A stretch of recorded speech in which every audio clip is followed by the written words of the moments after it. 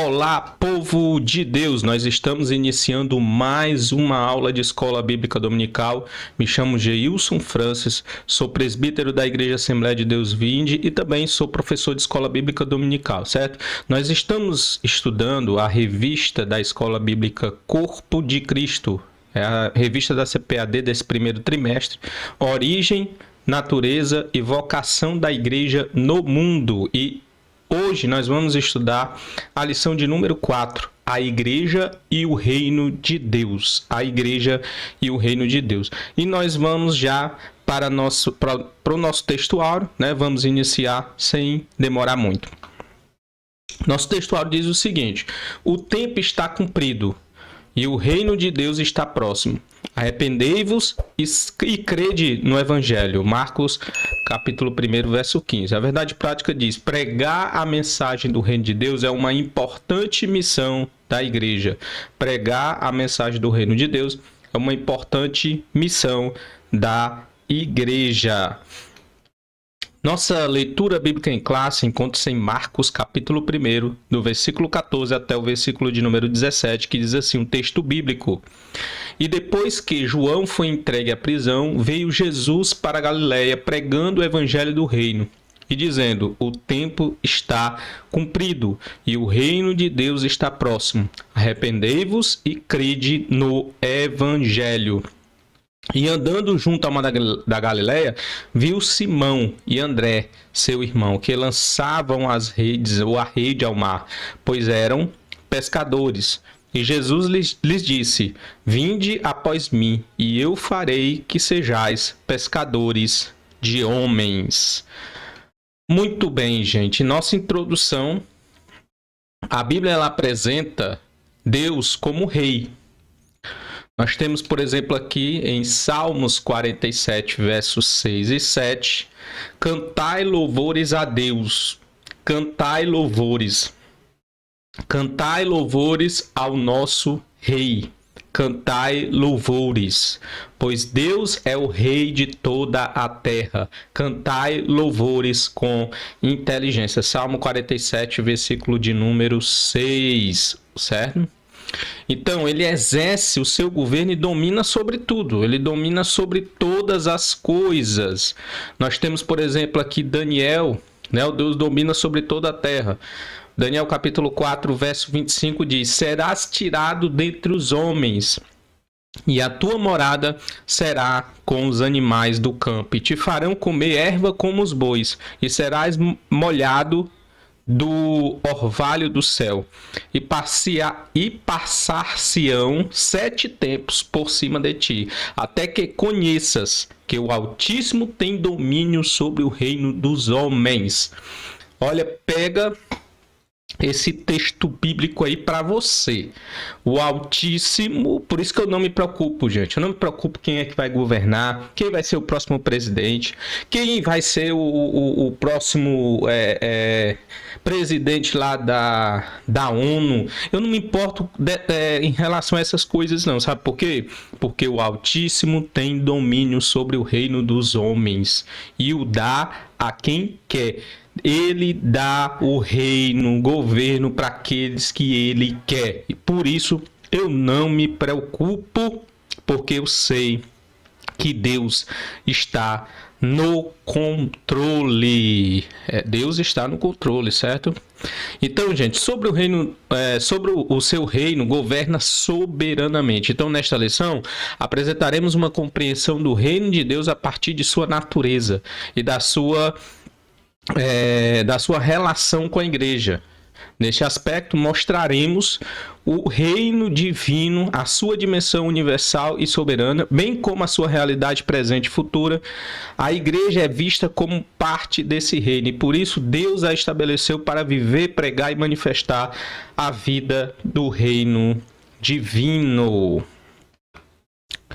Nosso primeiro tópico da nossa lição, dessa lição de número 4, a natureza do reino de Deus. Primeira coisa que a gente vai estudar: o reino de Deus ele é universal. O salmista diz que o reino de Deus é por toda a terra, né? Deus ele tem domínio sobre toda a terra. Deus ele não tem apenas o domínio sobre toda a terra, certo? Deus ele também domina sobre os exércitos dos céus. Em outras palavras, ele domina sobre os anjos, sobre os principados, sobre aquilo que é visível, aquilo que é invisível. Deus ele domina sobre todas as coisas. Nós temos aí Daniel capítulo 4, verso 35, e todos os moradores da terra são reputados em nada. E segundo a sua vontade, ele opera com o exército dos céus e os moradores da terra. Então, ele opera segundo a sua vontade, tanto em relação ao exército dos céus, como também em relação aos moradores da terra. Não há quem possa estornar ou estorvar a sua mão e lhe diga: que fazes? Quem vai chegar para Deus e dizer: por que você está fazendo dessa forma? Por que você está fazendo assim, né? Às vezes, quando a gente passa por uma fatalidade, passa por uma situação delicada, né, na nossa vida, a gente fica se perguntando: meu Deus, Jó também se perguntou. Embora ele não tenha murmurado, embora ele não tenha falado que tudo aquilo que ele estava passando naquela situação era culpa de Deus, embora ele não tenha feito isso, ele se questionou, ele se questionava em relação a Deus. Ele ficava perguntando por quê, né? Por que está acontecendo essas coisas?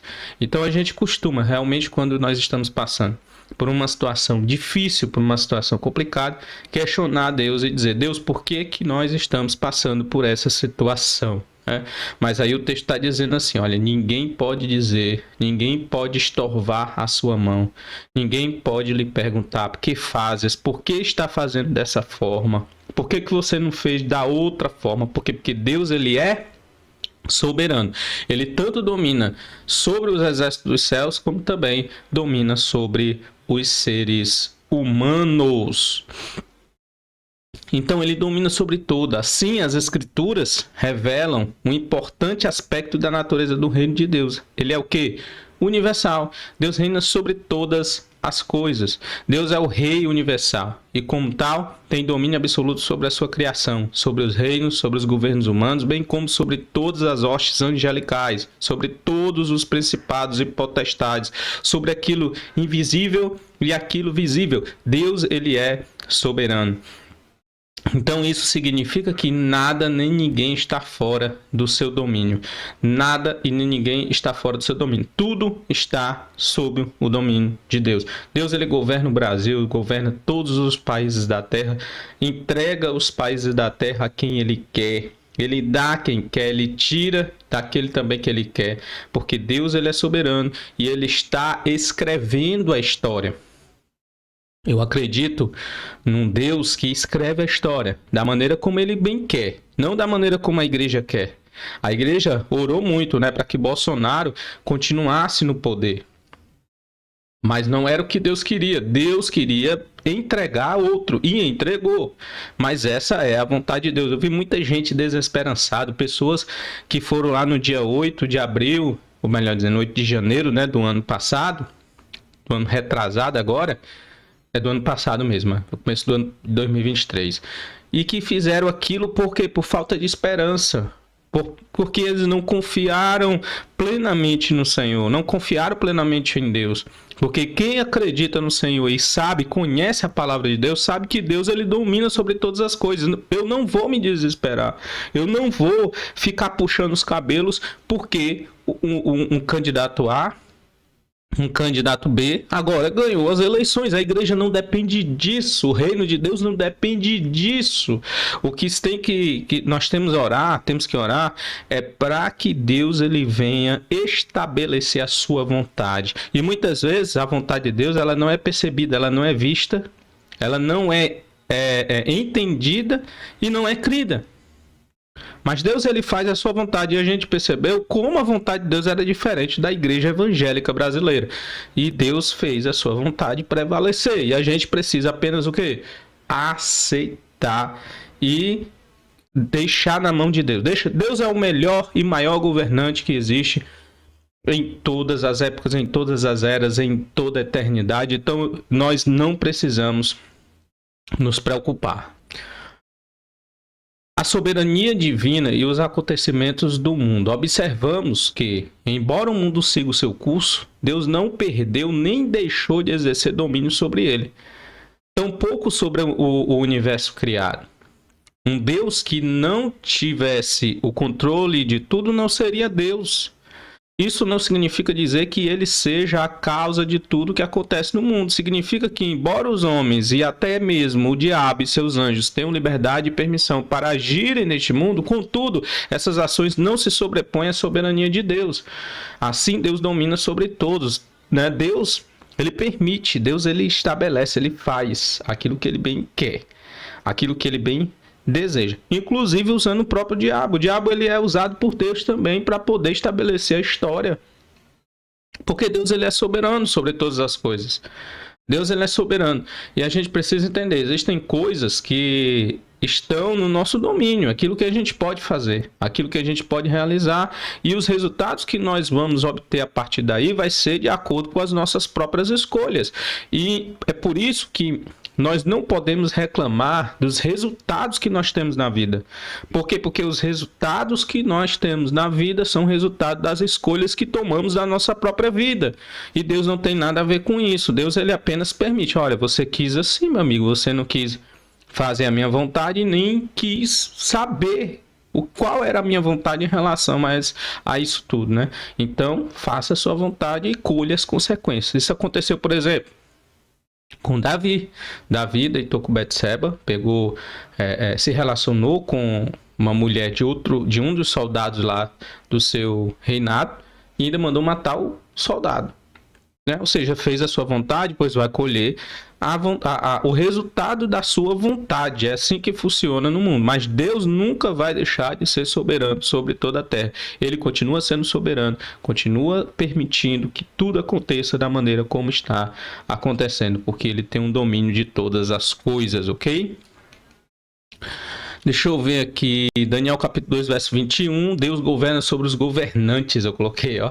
E ele muda os tempos e as estações, ele move os reis e estabelece os reis. Ele dá sabedoria aos sábios e conhecimento aos entendidos. Então, ele muda os tempos. Hoje nós estamos vivendo um tempo, aí depois quando é amanhã, estamos vivendo outro tempo. Há tempo para chorar, há tempo para poder se alegrar. Há tempo de tristeza, há tempo de alegria. Gente, tem tempo para tudo. E nós precisamos entender que Deus é que faz essas coisas. Ele move os reis e estabelece os reis. Ele remove, ele tira, ele coloca. Ele dá sabedoria aos sábios e conhecimento aos entendidos. Então, descanse no controle de Deus, meu amigo. Descanse no controle de Deus. Salmo 103, verso 19. Deus, como rei, ele domina sobre tudo. O Senhor estabeleceu o seu trono nos céus. E como rei domina sobre tudo que existe. Ele domina sobre todas as coisas. A gente precisa entender isso e descansar, né? Quantas vezes eu já falei a palavra descansar? Porque com certeza você que está me ouvindo está precisando de descanso na sua alma nesse exato momento. Ponto 3, primeiro tópico. Vamos a ponto 3. O reino de Deus, a nação de Israel e a igreja. No Antigo Testamento, o Antigo Testamento revela que Deus escolheu um povo, Israel, para reinar sobre ele, através dele, em um governo soberano e teocrático. Quando Israel estava organizado em um regime tribal, Deus reinava sobre ele. Deus reinava sobre o seu povo. Nós temos aqui Números capítulo 23, verso 21, que diz o seguinte: nenhuma desgraça se vê em Jacó, nenhum sofrimento em Israel. O Senhor, o seu Deus, está com eles. O brado de aclamação do rei está no meio deles. Por quê? Porque o Senhor está com eles, o Senhor está no meio deles. Então, um brado de aclamação ao Rei dos Reis e Senhor dos Senhores estava presente na vida do povo de Israel, certo? De forma soberana, Deus exercia o seu governo teocrático sobre o antigo povo, né? Nós temos, por exemplo, aqui também Isaías 43, verso 15. Eu sou o Senhor vosso santo, o Criador de Israel, vosso rei. Eu sou o Criador de Israel, o vosso rei. Porque eu criei, porque eu formei, formatei Israel, né? Então, dessa forma, quando escolheu Israel, Deus tinha um propósito de abençoar essa nação. E por meio dela, abençoar também o quê? Todos os povos da terra. Deixa eu ver se eu tenho alguma coisa aqui. Tem o Êxodo capítulo... seria um reino, o reinado que Deus iria estabelecer sobre o povo de Israel, seria um reinado sacerdotal. Agora, pois, se diligentemente ouvides a minha voz e guardares a minha aliança, então sereis a minha propriedade peculiar dentre todos os povos, porque toda a terra é minha. E vós me sereis um reino sacerdotal e o povo santo. Vocês serão escolhidos para que o meu nome esteja em vocês. Eu escolhi vocês como um reino sacerdotal. Estas são as palavras que falarás aos filhos de Israel. Olha que coisa maravilhosa, linda, né? Que nós vemos aqui. Isaías 43, 21. O povo de Israel foi formado por Deus para relatar os feitos de Deus. Então, quando Deus ele estabelece ou cria Israel para ser tanto o rei de Israel, mas também para fazer com que esse povo de Israel viesse propagar o seu nome sobre toda a terra, né? Viesse a ser um povo santo, mas também um povo que proclamasse o reino de Deus, esse reino por toda a terra. Então, esse propósito concretizou em quem? Em Jesus. Por quê? Porque o povo falhou. Né? O povo de Israel falhou no propósito de proclamar o reino de Deus sobre toda a terra. Eles erraram, eles vacilaram. Nós temos aqui, ó, Jesus levou Deus a todos os gentios por causa do fracasso do povo de Israel. O povo fracassou, errou, pecou, transgrediu por diversas vezes. Foi um povo escolhido para poder fazer a vontade de Deus, porém pecaram demais, erraram demais, né? Nós temos aqui Gálatas capítulo 3, verso 14, para que a bênção de Abraão chegasse aos gentios por Jesus Cristo e para que pela fé nós recebamos a promessa do Espírito Santo. Olha isso, meu irmão, para que a bênção de Abraão chegasse aos gentios por Jesus Cristo. Então a bênção de Abraão chegou a nós por Jesus Cristo, porque o povo de Israel mesmo fracassou nesse mistério. Vamos agora aqui para o tópico de número 2, a igreja e a dimensão do reino de Deus. A igreja e a dimensão do reino de Deus. Vamos para o primeiro ponto. O reino de Deus como realidade presente. Nos evangelhos vemos Jesus chamando a atenção para a dimensão presente do reino de Deus. Por exemplo, Mateus registra Jesus libertando e curando o endemoniado cego e mudo. Esse fato extraordinário provocou ciúme e a ira dos fariseus e acusaram de fazer isso em nome de Beelzebul. Aí Jesus ele dá uma resposta, eu grifei de vermelho, que é para poder você não esquecer que essa resposta ela é fundamental para mostrar para você que o reino de Deus ele é presente. Diz assim, ó, Mateus capítulo 12, verso 28. Mas se eu expulso o demônio pelo Espírito de Deus, conseguintemente chegado a vós o reino de Deus. Tá aí, o reino de Deus chegou a vós. Se eu estou expulsando o demônio pelo Espírito de Deus, é porque o reino de Deus é chegado a vocês. O reino de Deus é uma realidade presente. Foi isso que Jesus estava expressando nessa passagem, nessa palavra. Em outras palavras, com o advento de Jesus, o reino de Deus já estava presente entre os homens. Nosso Senhor disse, e Jesus ele mesmo fala, o texto bíblico diz, né, que ele era o Emanuel. Jesus é o Emanuel, que é o Deus conosco, que é o reino de Deus no meio do seu povo, não é conosco agora. Então, nosso Senhor disse que o reino de Deus havia chegado. Logo, esse reino não é subjetivo, mas é um reino real, é um reino concreto. Nós temos aqui, né, e dizendo, arrependei-vos porque é chegado o reino de Deus. Arrependam-se porque o reino de Deus é chegado. Já eu vou aqui para esse slide, mas antes eu vou passar aqui para o próximo slide aqui da nossa aula, que vai falar onde está o reino de Deus. Onde é que nós podemos ver o reino de Deus? O reino de Deus como realidade presente. O reino de Deus como realidade presente, ele não está relacionado, por exemplo, a um espaço geográfico, mas com a presença de Jesus, pois onde a presença dele está, o reino de Deus também se manifesta. Aí eu gostaria de mostrar para vocês esse versículo bíblico que eu tinha mostrado antes, né? Lucas capítulo 17, verso 20 e 21. Interrogado pelos fariseus sobre quando havia de vir o reino de Deus, respondeu-lhes e disse: o reino de Deus não vem com aparência externa, aparência exterior. Nem dirão ele ali ou ele aqui, porque eis que o reino de Deus está entre vós. O reino de Deus é Jesus no meio do povo, né? E é óbvio que tem algumas características, né, quando Jesus está no meio do povo. Mas uma coisa que chama bastante atenção a mim é que o reino de Deus não é aparente. O reino de Deus não é algo visível. Você nunca vai ver o reino de Deus. Tem muita gente achando, né, muita gente que interpreta a Bíblia dessa forma, dizendo que a gente pode implementar o reino de Deus como um sistema de governo na terra. Ou seja, você está querendo pegar algo que é Jesus no meio do seu povo, algo puramente ainda não estabelecido de maneira aparente, embora eu creia que futuramente, escatologicamente, esse reino será implantado de maneira aparente, mas a gente quer pegar algo que está dentro de nós, o reino de Deus está entre vós, está dentro de vocês e está entre vós. A gente quer pegar isso e transformar num reino aparente, né? Eu vejo muitos protestantes, né, que acreditam que é possível transformar o reino de Deus em um reino aparente na terra. E esse é o grande problema, é o grande erro.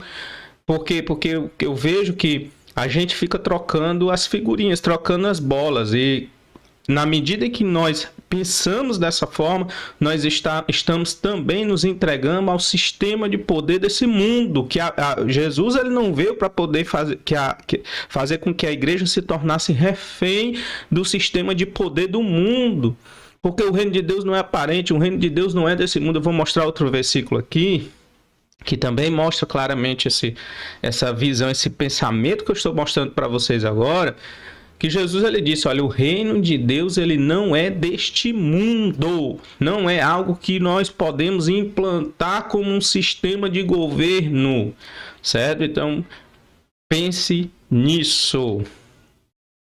Então, onde é que está o reino de Deus? Em outras palavras, toda vez que pessoas são salvas, curadas, libertas pelo poder do diabo, o reino de Deus ele está presente. Ora, o reino de Deus estava presente no ministério de Jesus, pois ele mesmo era a manifestação do reino. Estava presente no ministério apostólico da igreja primitiva e, finalmente, está presente por intermédio da igreja de Cristo da presente era. O reino de Deus, o que é o reino de Deus, né? Nós temos características assim do reino de Deus. O apóstolo Paulo ele vai falar assim, olha, o reino de Deus, ele não é comida, ele não é bebida, mas ele é paz, alegria no Espírito Santo. Ele é justiça, paz e alegria no Espírito Santo.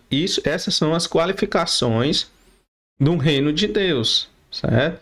É muito importante a gente ter isso em mente, tá? E vamos para o terceiro tópico, do ponto 2 da revista, vamos para o terceiro tópico, o reino de Deus como realidade futura. Assim como o reino de Deus possui uma dimensão presente, ele também possui uma dimensão futura. Esse é o aspecto escatológico do reino de Deus. Escrevendo aos Coríntios, o apóstolo Paulo destaca os tipos de pessoas que ficariam fora do reino de Deus. Nós temos aí, então, o reino de Deus seja uma realidade presente hoje, mesmo sendo possível já experimentá-lo agora, contudo, ele se manifestará na sua plenitude apenas na era vindoura. O milênio, o reinado de 1000 anos sobre a terra, faz parte dessa dimensão futura do reino de Deus. O reino de Deus, ele não... Olha, esse aqui eu vou dar aqui, parar um pouquinho para mostrar para vocês esse slide, que ele é importante, tá? O reino de Deus consiste em poder, mas não o poder político. ok? O reino de Deus consiste em poder, mas não em poder político. 1 Coríntios capítulo 4, verso 20. Porque o reino de Deus não consiste em palavras, mas em poder. Só que esse poder não é o poder político. Vamos aqui, desculpa, deixa eu passar aqui, que eu quero ler também aqui Apocalipse capítulo 20, verso 1 ao 6. E vi Deus, vou ler aqui o tópico aqui do slide, né? Deus, Cristo e os que têm parte na primeira ressurreição. Esses, ou seja, Deus, Cristo e aqueles que têm parte na primeira ressurreição, esses reinarão por 1000 anos. É o que diz em Apocalipse capítulo 20, verso 1 até o versículo de número 6. Diz assim: E vi descer do céu um anjo, que tinha a chave do abismo e uma grande cadeia na sua mão. Ele prendeu o dragão, a antiga serpente, que é o diabo e Satanás, e amarrou por 1000 anos, e lançou-o no abismo, e ali encerrou, e pôs selo sobre ele, para que não mais engane as nações, até que os 1000 anos se acabem. E depois importa que seja solto por um pouco de tempo. E vi tronos, assentaram-se sobre eles, e foi-lhes dado o poder de julgar. E vi as almas daqueles que foram degolados pelo testemunho de Jesus e pela palavra de Deus, e que não adoraram a besta, nem a sua imagem, não receberam o sinal em suas testas, nem em suas mãos, e viveram e reinaram com Cristo durante 1000 anos. Mas os outros mortos que viveram, até que os 1000 anos se acabaram, esta é a primeira ressurreição. Aí ele diz, ó, versículo número 6, Bem-aventurado e santo aquele que tem parte na primeira ressurreição. Sobre estes não tem poder a segunda morte, mas serão sacerdotes de Deus e de Cristo, e reinarão com ele 1000 anos. Então, olha, um reinado futuro se tornasse-á um reinado aparente, e a gente precisa confiar nessa promessa escatológica registrada nas Sagradas Escrituras, ok?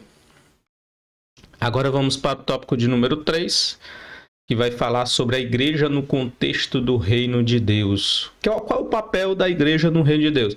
Uma coisa que eu acho muito importante é nesse slide aqui. É essa distinção que a gente precisa fazer da igreja e o reino de Deus, porque a igreja e o reino de Deus não são as mesmas coisas, e muitas vezes a gente vê crentes se confundindo. Igreja não é a mesma coisa que reino de Deus, então pare de confundir isso a partir de hoje, porque você está aprendendo na palavra de Deus. Deve ser destacado que a igreja faz parte do reino de Deus, contudo ela não é o reino de Deus em toda a sua expressão. O reino de Deus ele é mais amplo e envolve todo o povo de Deus na antiga, bem como na nova aliança. Ou seja, o reino de Deus envolve tanto aquelas pessoas que viveram na antiga aliança, como também aqueles que estão agora vivendo na nova aliança. Então são todas as pessoas que adoraram a Deus em todas as épocas. Isso é o reino de Deus. A igreja, mesmo inserida no contexto do reino, não existia no Antigo Testamento. Todavia, o reino de Deus já existia no Antigo Pacto. Assim como debaixo do Antigo Pacto, em que Israel era a comunidade do reino, a igreja é a comunidade do reino no Novo Pacto. Então, a partir de hoje, preste bastante atenção que igreja e reino de Deus não são as mesmas coisas. O reino de Deus ele é mais abrangente, envolve inclusive aqueles que viveram sob o antigo pacto, ok? A igreja é a expressão de Deus, a plenitude. Isso aqui a gente vai ver depois. Pensava que tinha algum versículo aqui pra gente, mas estou vendo que não. Segundo ponto, né? A igreja expressa o reino de Deus. A igreja foi idealizada e projetada por Deus para ser a expressão de seu reino na plenitude dos tempos, como diz aqui em Efésios capítulo 1, verso 10. De tornar a congregar em Cristo todas as coisas na dispensação da plenitude dos tempos, tanto as que estão nos céus como as que estão na terra. Então tudo está sendo congregado na dispensação da plenitude dos tempos. Tudo, né? Na dispensação da plenitude dos tempos, tudo estará congregado em Cristo, tanto os que estão no céu como também os que estão na terra. Ela não é um improviso de Deus, nem um remendo que ele fez na história da salvação. Ela foi projetada e planejada é a eleita de Deus. Tem 1 Pedro capítulo 1, né? Povo santo, sem mácula, né? Povo adquirido, tá lá o texto, né? Isso significa que debaixo do novo pacto, Deus deu à igreja a missão de fazer conhecido o seu plano e projeto de salvação para a humanidade, assim como ele também tinha feito com Israel, dada a responsabilidade de pregar e de ser referência no mundo inteiro, e eles fracassaram, mas a igreja não fracassa, certo? Nós somos testemunha de Deus para pregar o evangelho também sobre todo mundo. É por intermédio dela que as insondáveis riquezas de Cristo tornaram conhecida dos principados e potestades. Por meio da igreja, o reino de Deus será conhecido na terra, né? Nós temos aí, como o texto lá, né? A intenção dessa graça era que agora, mediante a igreja, a multiforme sabedoria de Deus se manifestasse conhecida dos poderes e autoridades nas regiões celestiais. Então, a igreja torna conhecida a multiforme sabedoria de Deus dos poderes e autoridades nas regiões celestiais. Vamos para o tópico de número 3. Já estamos prestes a concluir a nossa aula. A igreja e a mensagem do reino de Deus. Pregar o reino de Deus é a importante missão da igreja. Isso aqui eu acho que é a base, né, da nossa lição de número 4. É mostrar que pregar o evangelho, pregar o reino de Deus é a importante missão da igreja de Jesus Cristo. Falando aos presbíteros de Éfeso, Paulo recordou que pregou a eles o reino de Deus. Quando já prisioneiro em Roma, vemos Paulo pregando o reino de Deus. Os novos na fé eram conscientizados da realidade do reino de Deus. O reino de Deus é a mensagem de esperança feita àqueles que o amam. Portanto, pregar a mensagem do reino é o quê? A missão da igreja. Pregar a mensagem do reino é a missão da igreja. Essa missão só é executada quando a igreja local possui uma visão de reino. Isso significa que a igreja sabe o que é o reino de Deus, o que o reino de Deus é e que importância ele tem. Quando esse entendimento não é claro, então a igreja local acaba saindo da sua rota e enveredando por outros caminhos que a distanciam da sua missão, que é pregar a mensagem do reino de Deus. A esse respeito, Jesus foi bem claro em dizer que o reino de Deus não é deste mundo. O reino de Deus não é deste mundo. Gente, é o último slide aqui de versículos, tá? O reino de Deus não é deste mundo. Pelo amor de Deus, a partir de hoje, coloque bem isso na sua cabeça. O reino de Deus, ele não é desse mundo. Disse Jesus, olha, ele falou, ó, o meu reino não é deste mundo. Se fosse, os meus servos lutariam para impedir que os judeus me prendessem. Mas agora o meu reino não é daqui. Meu reino não é deste mundo, não dá para implantar um sistema de governo chamado reino de Deus na terra.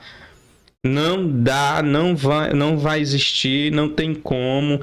Nós já tivemos várias experiências na história que fracassaram. Nós temos, por exemplo, a Igreja Católica Apostólica Romana, que foi soberana na Idade Média, mas que trouxe terríveis problemas, situações, mortes, perseguições para o mundo, né? Pessoas foram mortas na fogueira, foram queimadas, pessoas foram mortas nas cruzadas, onde foi empregada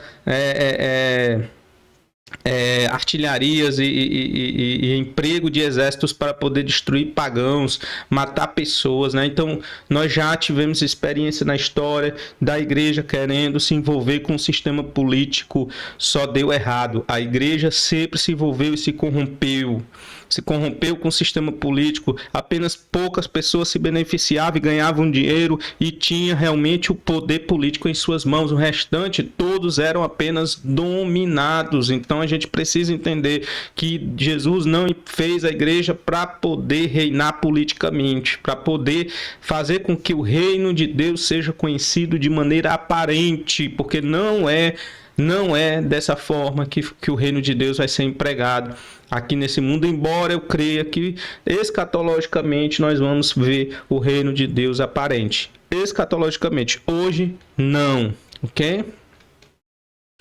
Então, para a gente concluir, vamos para a nossa conclusão, né? Então, nesta lição aprendemos um pouco mais sobre o reino de Deus.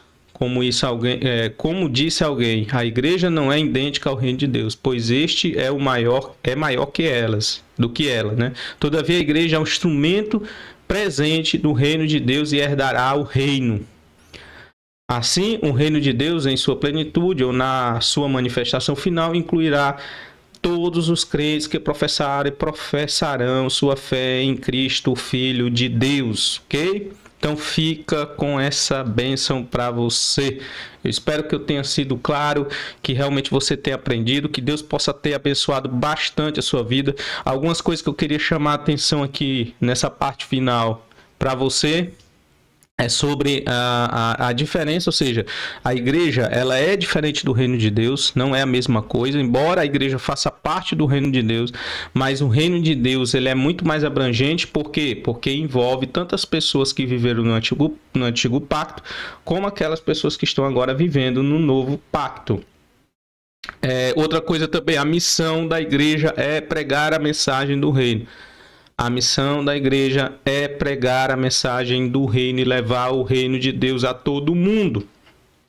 Fazer exatamente aquilo que Israel tentou fazer e não conseguiu, né? Fracassou.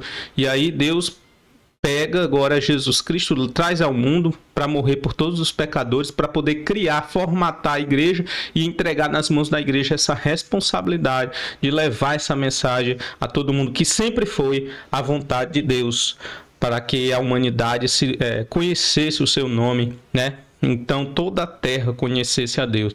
Então, gente, nós temos essa missão, nós temos essa missão dada por Deus e nós não podemos fracassar. Nós temos que produzir.